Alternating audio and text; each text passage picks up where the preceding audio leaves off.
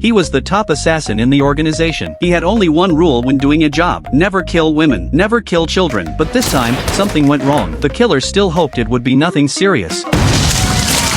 Even though there was an accident, a top assassin was still a top assassin. He quickly called the organization and started making things up. They asked if the job was done. He said, "Yes, I handled it. She's dead." The organization was confused. They said the target was a man. The killer insisted the target was the blonde woman. The organization froze. He might be near retirement, but that didn't mean he would mess up the target's gender. The killer kept lying, saying the target was transgender. Finally, the organization had enough. They believed he killed the wrong person, but the killer refused to admit it. He blamed the organization for sending the wrong photo. So, he said the mistake was not his fault, and if needed, he would just quit the job. They gave him a warning. Maybe it was time to update the killer's rules. The killer was stunned. He blamed the iced cola he drank that morning. He had gotten too nervous and accidentally pooped in his pants. At that moment, the organization called again, but the killer had no time to talk. He wiped himself while pretending to throw the phone away. To make it more believable, he even changed his voice to sound like different people, pretending a stranger picked up the phone. The organization had already hacked nearby security cameras. They saw the killer's performance and almost felt bad for him. The killer had used his shirt to wipe himself, but the car keys were still in that shirt, so he tried to chat with a woman nearby. Under normal circumstances, he might have had a romantic encounter, but this time, he had no pants on. The woman screamed and thought he was a pervert. The assassin grabbed his gun and rushed across the street, pretending to be calm. At last, he hid in a back alley. The organization, watching everything, could not take it anymore. He realized they were still talking to him. He tried to pretend his phone had died, but his phone was also under their surveillance. He had no way out. Worse than being caught was losing his dignity. He smashed the phone and sat down on the ground. Even if he escaped today, he would be a joke in the world of assassins. Maybe it was better to end it all here. Still, he stuck to one more rule of his. Just then, his gun suddenly went off by accident. That had been his last bullet. The assassin was completely hopeless.